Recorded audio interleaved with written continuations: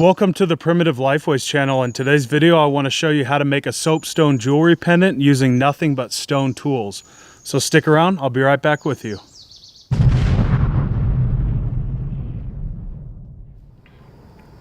Alright folks, so I want to welcome you back. As you can see, we have our piece of steatite or soapstone. And this is already slabbed out. I just need to thin it, reduce it, and start shaping it out. I'll use this piece of sandstone and then I'll migrate over to a finer grit sandpaper. I'll be using water throughout this entire process. This is the kind of shape and design that I'm looking for. This is a piece of argillite from a quarry about 6 miles away from here.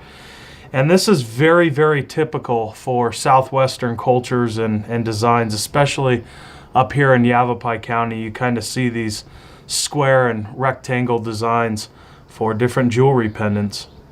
They also made a lot of figurines out of soapstone and argillite. But this is, again, kind of what I'm going for with this piece right here. So what I'll do is I'll just lay this flat on top and I'll etch out a line where I need to come across and reduce. So all this up here, I'll get rid of. And we'll go ahead and start this right now. So I just wet the stone.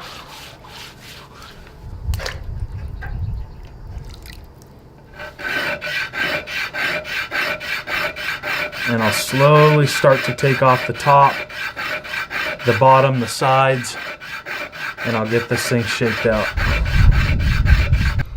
So I might just use this piece of sandstone throughout this entire process. I did so with this piece of argillite, and you can still see the scratches and some of the imperfections throughout its entire structure.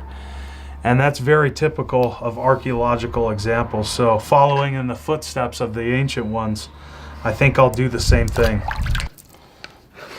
So the culture that really used this soapstone quite heavily were the Hohokam, about an hour and a half to 2 hours away from here in the Phoenix region, in present-day Phoenix region. They were making all kinds of jewelry pieces and paint palettes with this. Absolute gorgeous designs, especially in the paint palettes. They also used argillite. Argillite was traded heavily throughout Arizona. We see examples even far up north. So it was a material that they would definitely treasure.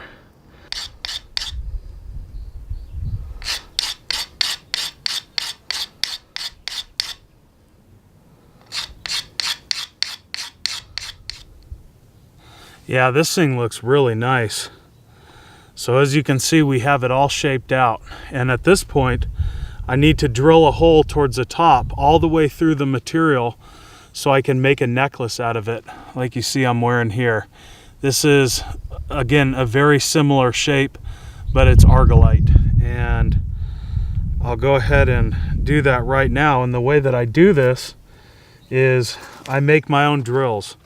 So these are projectile points or arrowheads made out of chert, agate, and obsidian. Some of these I've made and then others I've traded for. And I need to gather up about 8 of these and reshape them and rework them into drill heads. So as they sit right now, they're pretty wide. And I need to reduce the bottom and the top and then narrow this up quite a bit so I can use this for a drill. And the way that I do that is I use pressure flaking.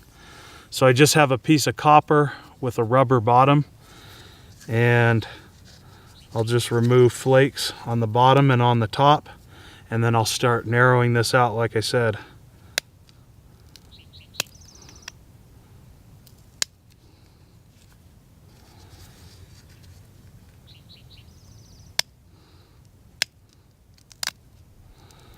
So I'll get about 8 of these made, and then I'll show you how to drill the stone.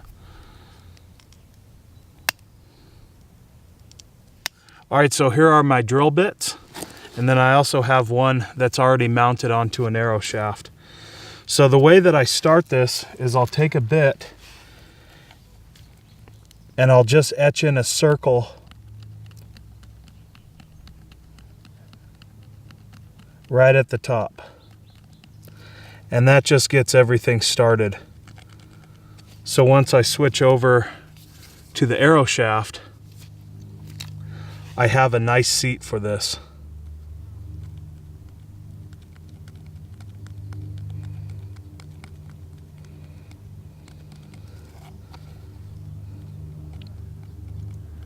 And now that I have the groove set into place, I can use the arrow shaft.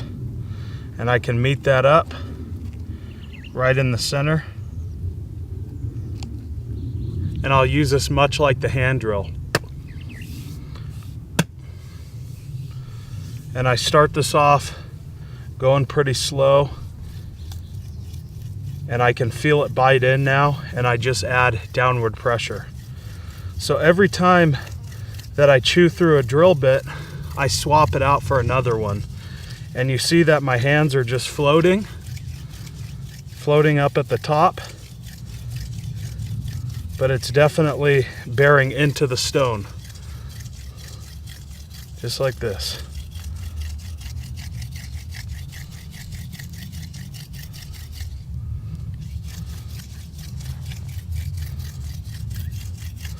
And it's important to keep an eye on that bottom drill bit on the stone.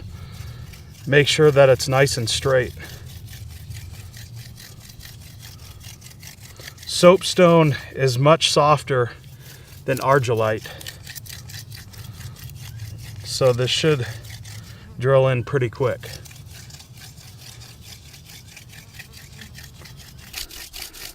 And I just continue on until I feel it hit the bottom.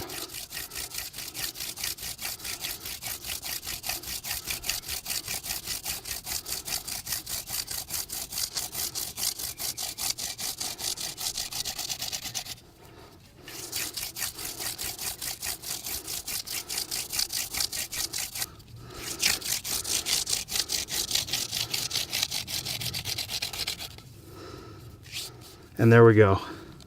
I just felt it hit.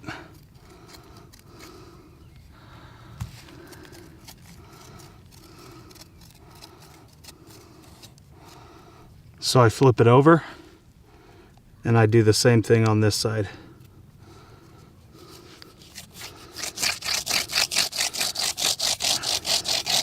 And this won't take long.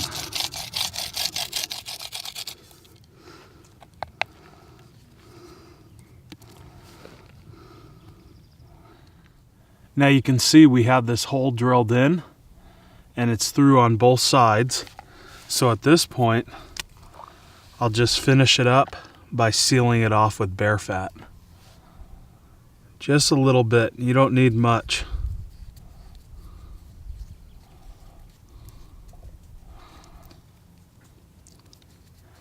And that soaks into the stone.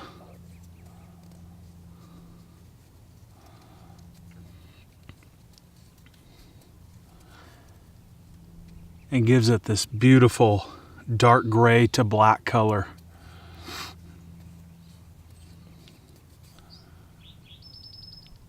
And that's our necklace pendant complete. All right, folks, so that is just about going to wrap things up for me today. All in all, this jewelry pendant came out absolutely beautiful. I like its shape, I like its design. So at this point, I'll tie some rope onto it and it's ready to use. So with that, I do appreciate you joining me for this video. I'm Jeff with PrimitiveLifeways.com, and we'll catch you in the next one. Thanks for watching.